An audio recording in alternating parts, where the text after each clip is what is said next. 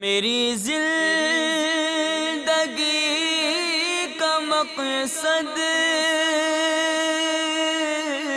تیرے دین کی سرفرازی۔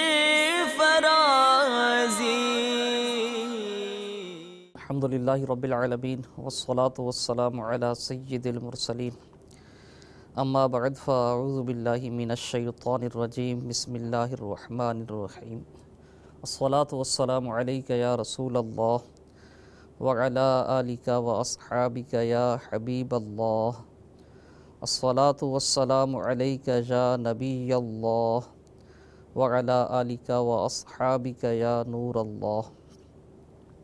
میٹھے میٹھے اسلامی بھائی اور مدنی چینل کے ناظرین، سلسلہ با مقصد زندگی ایک بار پھر ایک نئے موضوع کے ساتھ حاضر ہیں۔ آئیے حسب معمول درود پاک کی فضیلت سنیے۔ صحابی مصطفیٰ حضرت سیدنا جابر رضی اللہ تعالیٰ عنہ کے والد گرامی حضرت سیدنا سمورہ رضی اللہ تعالیٰ عنہ روایت کرتے ہیں کہ ہم سرکار عالی وقار صلی اللہ تعالیٰ علیہ وسلم کے دربار گوہربار میں حاضر تھے۔ ایک شخص حاضر ہوا، عرض کی، یا رسول اللہ صلی اللہ تعالیٰ علیہ وآلہ وسلم، اللہ عز و جل کی بارگاہ میں سب سے افضل عمل کون سا ہے، سب سے اچھا عمل کون سا ہے؟ تو محبوب خدا سرور انبیاء صلی اللہ تعالیٰ علیہ وآلہ وسلم نے ارشاد فرمایا، سچ بولنا اور امانت ادا کرنا۔ راوی فرماتے ہیں، میں نے عرض کی، یا رسول اللہ صلی اللہ تعالیٰ علیہ وآلہ وسلم مزید کچھ ارشاد فرمائیے۔ ارشاد فرمایا، کثرت ذکر اور مجھ پر درود پاک پڑھنا کہ یہ عمل فقر یعنی غربت کو دور کرتا ہے۔ صلو علی الحبیب صلی اللہ تعالی علی محمد وعلی آلہ وصحبہ وسلم۔ حضرت سیدنا ابراہیم بن بشار علیہ رحمۃ اللہ الغفار ارشاد فرماتے ہیں کہ میں حضرت سیدنا ابراہیم بن ادھم علیہ رحمۃ اللہ الاکرم کے ساتھ سفر پر تھا، دونوں مل کر سفر کر رہے تھے اور ہم دونوں روزے سے تھے، مگر ہمارے پاس افطار کے لیے کچھ نہ تھا اور نہ ہی کوئی ایسے ظاہری اسباب نظر آ رہے تھے کہ افطاری کا کچھ انتظام ہو سکے۔ تو میں اس وجہ سے پریشان تھا، فکر مند تھا۔ آپ فرماتے ہیں کہ میری اس پریشانی کو دیکھ کر، میری اس تشویش کو دیکھ کر حضرت سیدنا ابراہیم بن ادھم علیہ رحمۃ اللہ الاکرم نے ارشاد فرمایا، اے ابن بشار علیہ رحمۃ اللہ الغفار، اللہ عز و جل نے غریبوں اور مسکینوں کو دنیا و آخرت میں کس قدر نعمتوں اور راحتوں سے سرفراز فرمایا ہے کہ قیامت کے دن نہ ان سے زکوٰۃ کے بارے میں پوچھا جائے گا، نہ حج کے بارے میں، نہ صدقے کے بارے میں، نہ صلہ رحمی اور حسن سلوک کے بارے میں ان سے حساب کتاب ہوگا، جبکہ مالدار جن کو اللہ تبارک و تعالیٰ نے مال و اسباب سے نوازا ہے، ان سے ان سب چیزوں کا سوال ہوگا۔ دنیا کے یہ امیر سرمایہ دار آخرت میں غریب ہوں گے، نادار ہوں گے، اور محض دنیاوی عزت دار یعنی دنیا میں مال و اسباب کے سبب جن کی عزت کی جاتی تھی، محض دنیاوی عزت دار وہاں یعنی قیامت کے دن ذلیل و رسوا ہو جائیں گے۔ ارشاد فرمایا، آپ فکر نہ کیجئے، تشویش نہ کیجئے، اللہ عز و جل روزی کا ضامن ہے، وہ ہمارے لیے رزق کا ضرور انتظام فرمائے گا۔ ہم ان دنیاوی امیروں سے زیادہ امیر ہیں، دنیا و آخرت میں کامل مسرت ہمیں ملی ہے، نہ رنج ہے، نہ کوئی غم، نہ اس کی پرواہ کہ صبح کس حال میں ہے، شام کو کیا ہوگا۔ بس شرط یہ ہے کہ اللہ عز و جل کی اطاعت و فرما برداری کے معاملے میں کوتاہی آڑے نہ آنے دے۔ یہ پر اثر اور تسلی بھرا کلام فرمایا حضرت سیدنا ابراہیم بن ادھم رحمۃ اللہ تعالیٰ علیہ نے۔ سیدنا ابن بشار رحمۃ اللہ تعالیٰ علیہ فرماتے ہیں کہ یہ کہنے کے بعد، یہ وعظ فرمانے کے بعد، یہ نصیحت فرمانے کے بعد حضرت سیدنا ابراہیم بن ادھم رحمۃ اللہ تعالیٰ علیہ نے نماز پڑھنا شروع کر دی، اور میں نے بھی نماز کی نیت باندھ لی۔ تھوڑی ہی دیر میں ایک شخص ہمارے پاس 8 روٹیاں اور بہت سی کھجوریں لے کر آ گیا اور یہ کہہ کر واپس چلا گیا کہ انہیں کھائیے، اللہ عز و جل آپ پر رحم فرمائے۔ حضرت سیدنا ابراہیم بن ادم رحمۃ اللہ تعالی علیہ نے مجھ سے فرمایا کہ لیجئے انہیں کھائیے۔ جو ہی ہم کھانا کھانے لگے، ایک سائل نے، ایک مانگنے والے نے صدا لگائی، اللہ عز و جل کے نام پر مجھے کچھ کھانا دے دیجئے۔ حضرت سیدنا ابراہیم بن ادم رحمۃ اللہ تعالی علیہ نے 3 روٹیاں اور ان میں سے کچھ کھجوریں اس حاجت مند کو، اس مانگنے والے کو دے دیں۔ فرمایا غم خواری کرنا اہل ایمان کا حصہ ہے۔ میٹھے میٹھے اسلامی بھائیوں اور مدنی چینل کے ناظرین، حضرت سیدنا ابن بشار اور حضرت سیدنا ابراہیم بن ادم رحمۃ اللہ تعالی علیہ کی قناعت اور جو بظاہر غربت و افلاس کا ایک واقعہ ہے، آپ نے سنا کہ آپ دونوں روزے سے تھے، حالت سفر میں تھے، اور کیفیت یہ تھی کہ افطاری کے لیے کچھ نہیں تھا۔ حضرت سیدنا ابن بشار رحمۃ اللہ تعالی علیہ مشوش ہوئے، فکر مند ہوئے، تشویش میں مبتلا ہوئے، تو حضرت سیدنا ابراہیم بن ادم رحمۃ اللہ تعالی علیہ نے کتنے پیارے انداز میں آپ کو تسلی دی، کتنا پیارا تقابل کیا کہ غریب جو ہے، مسکین ہے، جس کے پاس کچھ نہیں ہے، وہ کتنے فائدے میں ہے کہ قیامت والے دن نہ اس سے زکوٰۃ کے بارے میں پوچھا جائے گا، ظاہر اس پہ زکوٰۃ فرض ہی نہیں ہے تو سوال نہیں ہوگا اس سے، اسی طرح نہ حج کے بارے میں پوچھا جائے گا، اس پر حج فرض ہی نہیں ہوا، اس کو اس کا جواب دے نہیں ہونا پڑے گا۔ اسی طرح جس کو اللہ تعالیٰ نے مال دیا ہے تو اس سے تو صدقہ و خیرات کا سوال ہوگا، لیکن جو غریب ہے وہ حساب کتاب میں اس معاملے سے بھی بچے گا۔ پھر اللہ تعالیٰ نے مال دیا ہے تو رشتہ داروں سے حسن سلوک کا، صلہ رحمی کا حکم ہے، لیکن جو غریب ہے وہ حساب کتاب میں اس معاملے میں بھی آزمائش میں مبتلا نہیں ہوگا۔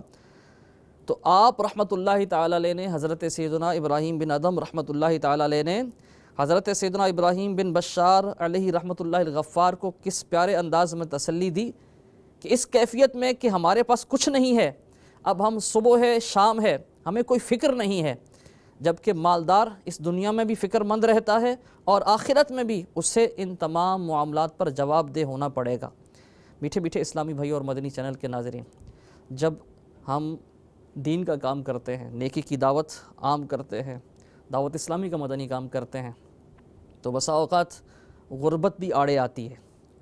اگرچہ صرف دین کا کام کرنے والے ہی غریب نہیں ہوتے، دنیا میں مجموعی طور پر اگر دیکھا جائے تو غریب زیادہ ہیں، جو مالدار ہیں وہ بہت کم ہیں۔ شاید آپ دنیا بھر میں دیکھیں تو مالدار بمشکل 5% ہوں گے، 95% وہ ہیں جو یا تو اوسط درجے کے ہیں یا پھر غریب ہیں، اور ان میں بھی غریب زیادہ ہیں۔ وہ ممالک جن میں بظاہر غربت نہیں ہے وہاں بھی غریب ہیں، اور کیسے کیسے غریب ہیں، ایسے بھی ہیں کہ جن کے رہنے کے لیے انہیں چھت بھی میسر نہیں ہے۔ ایسے اسلامی بھائیوں کی، ایسی فیملیز کی تسلی کے لیے غربت کے حوالے سے غریبوں کے چند فضائل میں امیر اہل سنت بانی دعوت اسلامی مولانا ابو بلال محمد الیاس صاحب قادری دامت برکاتہ العالیہ کا بیان کا رسالہ ہے، غریب فائدے میں ہے، اس سے انشاءاللہ عز و جل بیان کرنے کی سعادت حاصل کر رہا ہوں۔ انشاءاللہ عز و جل اس سے نہ صرف ڈھارس بندھے گی غریبوں کی، بلکہ اللہ عز و جل نے چاہا تو قناعت بھی پیدا ہوگی، اللہ تبارک و تعالیٰ کی رضا پر راضی رہنے کا ذہن بنے گا۔ چنانچہ سنیے کہ اللہ تبارک و تعالیٰ کے ہاں غریب جو ہیں وہ کتنے مقرب ہیں، اللہ تبارک و تعالیٰ کی کیسی رحمتیں ہیں غریبوں پر۔ چنانچہ نبی کریم رؤوف الرحیم صلی اللہ تعالیٰ علیہ وسلم کا فرمان دل نشین ہے، حضرت سیدنا ابو ہریرہ رضی اللہ تعالیٰ عنہ سے روایت کر رہے ہیں، ترمذی شریف کی حدیث، ارشاد فرمایا مسلمان فقراء اغنیاء سے آدھا دن پہلے جنت میں داخل ہو جائیں گے، اور وہ آدھا دن 500 سال کے برابر ہے۔ حکیم الامت مفتی احمد یار خان نعیمی رحمۃ اللہ تعالیٰ علیہ مرآۃ المناجیح میں، جو آپ نے مشکات المصابیح، مشکات شریف کی اردو میں شرح لکھی ہے، اس میں اس حدیث پاک کے تحت لکھتے ہیں 500 سال پہلے جنت میں جو داخل ہوں گے، اس کی وضاحت کرتے ہوئے ارشاد فرماتے ہیں خیال رہے یہ دیر حساب کی وجہ سے نہ ہوگی، رب تعالیٰ سارے عالم کا حساب بہت جلد لے لے گا۔ یہ ان فقراء کی شان دکھانے کے لیے ہوگی کہ امیروں کو حساب کے نام پر روک لیا گیا اور فقیروں کو جنت کی طرف چلتا کر دیا گیا۔ مفتی صاحب رحمۃ اللہ تعالیٰ علیہ ارشاد فرماتے ہیں، 500 سال کی وضاحت کرتے ہوئے ارشاد فرماتے ہیں قیامت کا دن 1000 برس کا ہے۔ رب تعالیٰ عز و جل فرماتا ہے، سورہ حج کی یہ آیت نمبر ہے 47، بے شک تمہارے رب عز و جل کے یہاں ایک دن ایسا ہے جیسے تم لوگوں کی گنتی میں 1000 برس۔ تو ہاں، بعضوں کو یہ جو 1000 برس کا دن ہے، بعضوں کو 50,000 سال کا محسوس ہوگا۔ ان کے متعلق اللہ تبارک و تعالی ارشاد فرماتا ہے سورہ معارج آیت نمبر 4، وہ عذاب اس دن ہوگا جس کی مقدار 50,000 برس ہے۔ یعنی وہ ایک دن، قیامت کا ایک دن دنیاوی حساب سے جتنا ہمارا 1000 برس کا وقت ہے، اتنا وقت، اتنی ڈیوریشن کا ایک دن ہوگا، اور بعضوں کو وہ 50,000 سال کا محسوس ہوگا۔ اور جن پر اللہ تبارک و تعالیٰ کا کرم ہوگا، مومنین، انہیں فقط ایک لمحے کا محسوس ہوگا، ایک گھڑی کا محسوس ہوگا۔ رب تعالیٰ عز و جل فرماتا ہے، وہ دن سخت ہے، کافروں پر آسان نہیں۔ یعنی یہ سخت دن جو ہے یہ کافروں کے لیے ہے، ان آیات میں تعارض نہیں۔ اور یہ بھی ہو سکتا ہے کہ قیامت کا دن 50,000 سال کا ہو مگر بعض کو 1000 سال کا محسوس ہو۔ مفتی صاحب مزید فرماتے ہیں، بعض کو اس سے بھی کم، حتیٰ کہ نیک لوگوں کو، ابرار کو 1 ساعت کا، ایک گھڑی کا محسوس ہوگا، جیسے ایک ہی رات آرام والے کو چھوٹی محسوس ہوتی ہے، تکلیف والے کو بڑی۔ یہ رات تو ایک جتنی ہے، لیکن جو بیمار ہے، کسی تکلیف میں ہے، کسی پریشانی میں ہے، کسی بے چینی میں ہے، کسی ٹینشن میں ہے، اس کو وہ ٹینشن کے لمحات، پریشانی کے لمحات وہ طویل لگتے ہیں۔ رات ایک جتنی ہے، ایک پریشانی میں گزار رہا ہے اور ایک آرام دہ نیند کاٹ رہا ہے۔ اب جو سویا ہوا ہے، آرام دہ اس کی نیند ہے، وہ بیدار ہوتا ہے تو سوچتا ہے کہ اتنی مختصر رات تھی، اتنا تھوڑا وقت تھا، جبکہ جو کسی پریشانی میں مبتلا ہے وہ سوچتا ہے کہ رات کٹتی ہی نہیں ہے۔ تو رات ہے تو ایک جتنی، لیکن اب کیفیت مختلف ہونے پر وہ مختلف انداز میں بیت رہی ہے۔ ایسے ہی قیامت کا دن مفتی صاحب فرماتے ہیں کہ ہو سکتا ہے کہ 50,000 سال کا دن ہو اور بعضوں کو 1000 سال کا محسوس ہو۔ ابرار کو، نیکوکاروں کو تو 1 ساعت کا محسوس ہوگا، یعنی ایک گھڑی کا محسوس ہوگا۔ اللہ تبارک و تعالی دنیا میں بھی، موت کے وقت بھی، قبر میں بھی، اور کل بروز حشر بھی اپنی رحمتوں کے سائے میں ہمیں رکھے۔ صلو علی الحبیب صلی اللہ تعالی علی محمد وعلی آلہ وصحبہ وسلم۔ اب میٹھے میٹھے اسلامی بھائی اور مدنی چینل کے ناظرین، آپ نے سنا کہ غریب کتنا فائدے میں ہے، کہ یہ کتنا پہلے جنت میں جائے گا، لیکن یہ فضائل اس غریب مسلمان کے لیے ہیں جو اپنی غربت پر صبر کرے۔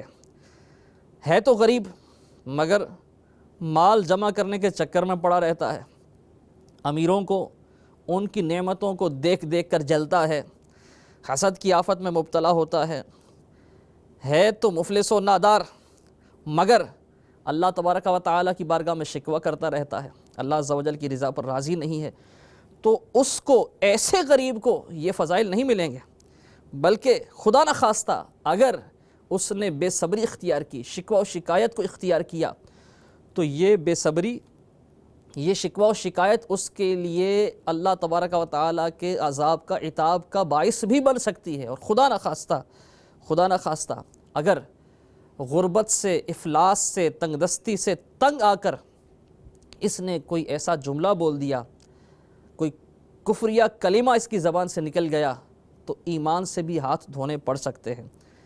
تو میرے میٹھے میٹھے اسلامی بھائیوں اور مدنی چینل کے ناظرین، بالخصوص وہ جو تنگ دست ہیں، غریب ہیں، نادار ہیں، اللہ عز و جل جس حال میں بھی رکھے، اللہ عز و جل کا شکر ادا کرتے رہیں۔ اللہ عز و جل کی خفیہ تدبیر سے ہر ایک کو ڈرنا چاہیے۔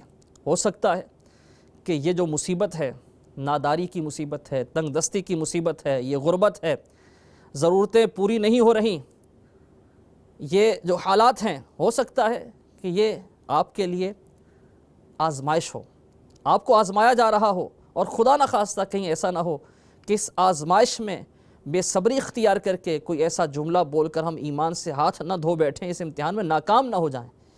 امام ابن جوزی علیہ رحمۃ اللہ القوی ارشاد فرماتے ہیں، محتاجی، حاجت مند ہونا، محتاجی ایک مرض کی مانند ہے، جو اس میں مبتلا ہوا اور صبر کیا اس کو اس پر ثواب ملے گا۔ اسی لیے محتاج اور غریب لوگ جنہوں نے اپنی اس غربت پر صبر کیا ہوگا، آپ ارشاد فرماتے ہیں، امیروں سے 500 سال پہلے جنت میں داخل ہوں گے۔ میٹھے میٹھے اسلامی بھائیوں، اللہ تبارک و تعالی جس حال میں رکھے ہمیں اس کی رضا پر راضی رہنا ہے۔ مزید سنیے، حضرت سیدنا ابو ہریرہ رضی اللہ تعالیٰ عنہ یہ روایت کرتے ہیں کہ مہاجرین فقراء بارگاہ رسالت صلی اللہ تعالیٰ علیہ وآلہ وسلم کی بارگاہ میں حاضر ہوئے۔ عرض کیا، یا رسول اللہ صلی اللہ تعالیٰ علیہ وآلہ وسلم، مالدار لوگ بلند مراتب اور ابدی نعمتیں لے گئے۔ سرکار صلی اللہ تعالیٰ علیہ وآلہ وسلم نے ارشاد فرمایا، وہ کیسے؟ عرض کی، وہ ہماری طرح نماز پڑھتے ہیں، ہماری طرح روزے رکھتے ہیں، مگر وہ صدقہ کرتے ہیں، ہم نہیں کر سکتے۔ وہ گردنیں چھڑاتے یعنی غلام آزاد کرتے ہیں، ہم نہیں کر سکتے۔ تو سرکار علی وقار غریبوں کے غم گسار صلی اللہ تعالیٰ علیہ وآلہ وسلم نے ارشاد فرمایا، کیا میں تمہیں ایسی چیز نہ سکھا دوں جس کے ذریعے تم ان لوگوں کے ساتھ مل جاؤ جو تم سے آگے ہیں، اور ان پر سبقت لے جاؤ جو تم سے پیچھے ہیں، اور کوئی بھی تم سے افضل نہ ہو سوائے اس شخص کے جو تمہاری طرح عمل کرے۔ صحابہ کرام علیہم رضوان نے عرض کی، یا رسول اللہ صلی اللہ تعالیٰ علیہ وآلہ وسلم، ضرور سکھائیے۔ ارشاد فرمایا، تم ہر نماز کے بعد 33 بار تسبیح یعنی سبحان اللہ، تحمید یعنی الحمدللہ، اور تکبیر یعنی اللہ اکبر پڑھا کرو۔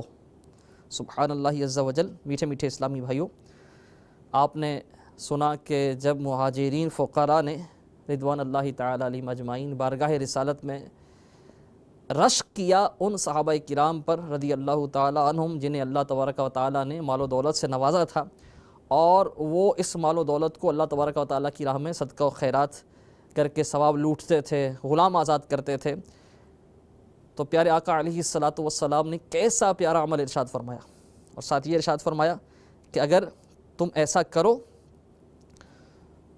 تو تم ان لوگوں کے ساتھ مل جاؤ، یعنی جو نیکیوں میں اس طرح صدقہ و خیرات کر کے راہ خدا میں مال خرچ کر کے تم سے آگے ہیں، تم وہ عمل کر کے ان کے ساتھ شامل ہو سکتے ہو، ان سے مل سکتے ہو، اور جو تمہارے ساتھ ہیں ان پر سبقت لے کے جا سکتے ہو۔ اور وہ عمل کیا ارشاد فرمایا کہ ہر نماز کے بعد 33 بار سبحان اللہ، الحمدللہ اور اللہ اکبر پڑھ لیا جائے۔ اللہ تبارک و تعالی ہمیں نماز پڑھنے کی توفیق عطا فرمائے، پنجگانہ نماز پڑھے۔ مرد کے لیے سب سے بڑا وظیفہ یہی ہے کہ وہ 5 نمازیں مسجد میں باجماعت ادا کرے، اور نماز کے بعد جن نمازوں میں بعد میں سنتیں اور نوافل ہوتے ہیں، یہ سنتیں اور نوافل بھی پڑھنے چاہیے۔ بدقسمتی سے علم دین سے دوری کے سبب مادیت پرستی بڑھتی جا رہی ہے، اور ساتھ ساتھ وہ عبادت کا ذوق بھی کم ہوتا جا رہا ہے۔ بچپن میں ہر بچے کو نمازوں کی رکعتیں یاد کروائی جاتی ہیں، 2 سنتیں ہیں فجر کی، 2 فرض ہیں، پھر ظہر میں پہلے 4 سنتیں ہیں، پھر 4 فرض ہیں، پھر 2 سنتیں ہیں، پھر 2 نفل ہیں، عصر میں 4 سنتیں ہیں، پھر 4 فرض ہیں، پھر مغرب میں 3 فرض ہیں، 2 سنتیں ہیں، 2 نوافل ہیں، عشاء میں 4 سنتیں، 4 فرائض، 2 سنتیں، 2 نوافل، پھر 3 وتر اور پھر 2 نفل۔ اس طرح یاد کروائے جاتے ہیں۔ ہم نے بھی اسی طرح یاد کی ہیں، لیکن جب بڑے ہوئے، کچھ سمجھ بوجھ یعنی حاصل ہوئی، نماز پڑھنا شروع کی، تو اب ایک تعداد ایسی ہے کہ جو نماز بھی پوری نہیں پڑھتی، سنتیں چھوڑ دیتے ہیں۔ آپ غور کیجئے، عصر کی سنتیں، عشاء کی سنتیں کون پڑھتا ہے؟ نوافل نہیں پڑھتے. تو میرے میٹھے میٹھے اسلامی بھائی اور مدنی چینل کے ناظرین، نماز پڑھیں اور پوری نماز پڑھیں، سنتیں بھی ادا کریں، نوافل بھی ادا کریں. اللہ تبارک و تعالیٰ ہمیں توفیق دے ہم تہجد گزار بنیں، ہم اشراق اور چاشت کے نوافل پڑھیں اور ابین کے نوافل پڑھیں. تو پوری نماز پڑھیں، اور نماز کے ساتھ جو نماز کے اذکار ہیں، نماز کے بعد کے اوراد و وظائف ہیں، یہ بھی ضرور کیا کریں. الحمدللہ عز و جل 33 بار سبحان اللہ، 33 بار الحمدللہ اور 33 بار اللہ اکبر. کیسی فضیلت ارشاد فرمائی کہ بندہ مال خرچ کرنے کے باوجود، یعنی مال خرچ نہ کر سکنے کے باوجود یہ جو عمل کرنے والا ہے وہ جو اس طرح کی نیکیاں کرتے ہیں ان سے مل سکتا ہے، جو برابر کے ان سے آگے بڑھ سکتا ہے. تو تسبیح فاطمی کا بھی معمول بنائیں، دیگر اوراد و وظائف بھی کریں. الحمدللہ عز و جل شجرہ عالیہ، قادریہ، رضویہ، ضیائیہ، عطاریہ میں نماز کے بعد کے 7 اوراد دیے گئے ہیں. امیر اہل سنت دامت برکاتہ العالیہ کے مریدین اور طالبین کو یہ شجرہ اور اس کے اوراد پڑھنے کی اجازت ہے، تو یہ شجرہ آپ حاصل فرمائیں اور اس میں جو اوراد دیگر ہیں وہ بھی کریں، نماز کے بعد کے اوراد بھی کریں. انشاءاللہ عز و جل اس کی برکتیں آپ کو ملیں گی، اور اللہ نے چاہا تو اس شجرہ عالیہ پڑھنے کی برکت سے غربت و افلاس انشاءاللہ عز و جل اس سے بھی نجات ملے گی. غریبوں کے لیے ایک اور خوشخبری، حضرت سیدنا عبداللہ بن عمر رضی اللہ تعالیٰ عنہما یہ روایت کرتے ہیں کہ سردار مکہ مکرمہ سلطان مدینہ منورہ صلی اللہ تعالیٰ علیہ وسلم کا فرمان جنت نشان ہے، میں نے جب جنت کو ملاحظہ کیا دیکھا کہ جنتیوں میں اکثر تعداد فقراء یعنی غریب لوگوں کی ہے. سبحان اللہ، اکثر جنتی غریب ہوں گے. اللہ تبارک و تعالی ہمیں ہر حال میں اپنی رضا پر راضی رکھے. غربت و مسکینی آزمائش ہے. اگر مسلمان اس میں مبتلا ہوتا ہے، یعنی غربت کا شکار ہوتا ہے اور صبر کا دامن تھامے ہوئے ہو، تو غور و فکر کرے، اسے پتہ چلے گا کہ احادیث مبارکہ میں غرباء کے، مساکین کے کتنے فضائل بیان ہوئے ہیں. اسلام میں ایسے لوگ جو بظاہر غریب ہیں وہ حقیر نہیں ہیں بلکہ لائق محبت ہیں. حضرت سیدنا ابو سعید خدری رضی اللہ تعالیٰ عنہ فرماتے ہیں، مساکین سے یعنی غریبوں سے محبت کرو، کیونکہ میں نے رسول خدا محبوب انبیاء صلی اللہ تعالیٰ علیہ وآلہ وسلم کو دعا میں یہ الفاظ شامل فرماتے سنا، اے اللہ مجھے مسکینی کی حالت میں حیات اور مسکینی کی حالت میں ہی وصال عطا فرما، اور گروہ مساکین میں میرا حشر فرما. میٹھے میٹھے اسلامی بھائیوں اور مدنی چینل کے ناظرین، غربت میں، مسکینی میں کتنی برکتیں ہیں کہ شہنشاہ خوش خصال، پیکر حسن و جمال، رسول بے مثال صلی اللہ تعالیٰ علیہ وسلم بھی گروہ مساکین میں شامل ہونے اور اسی گروہ کو اپنی رفاقت کی برکتوں سے نوازنے کی خواہش اور ان سے محبت رکھنے کی تلقین فرما رہے ہیں. اور خود سبحان اللہ عز و جل، سلام اس پر کہ جس کے گھر میں چاندی تھی نہ سونا تھا، سلام اس پر کہ ٹوٹا بوریا جس کا بچھونا تھا. صلو علی الحبیب صلی اللہ تعالی علی محمد وعلی آلہ وصحبہ وسلم. میٹھے میٹھے اسلامی بھائیوں، ہمیں ہر حال میں اللہ عز و جل کی رضا پر راضی رہنا ہے اور غربت و افلاس کا شاکی ہو کر اپنے مقصد سے پیچھے نہیں ہٹنا. ہمارے وہ اسلامی بھائی، وہ اسلامی بہنیں جو دین کی خدمت کا جذبہ رکھتے ہیں، چاہے کیسے ہی حالات کیوں نہ ہوں، آپ مدنی کام نہ چھوڑیے، سنتوں بھرے اجتماعات میں شرکت کرتے رہیے، درس فیضان سنت کے ذریعے نیکی کی دعوت کی دھومیں مچائیے، مدنی قافلوں میں سفر اختیار کیجیے. انشاءاللہ عز و جل اللہ تبارک و تعالیٰ کے کرم سے اگر غربت پر صبر نصیب ہوا، دنیا میں بھی آسانی ہوگی اور آخرت میں بھی انشاءاللہ عز و جل اس کا انعام ملے گا. اور مدنی کام کی برکت سے انشاءاللہ عز و جل یہ جو غربت کی آزمائش ہے یہ بھی دور ہو جائے گی. میری زندگی کا مقصد تیرے دین کی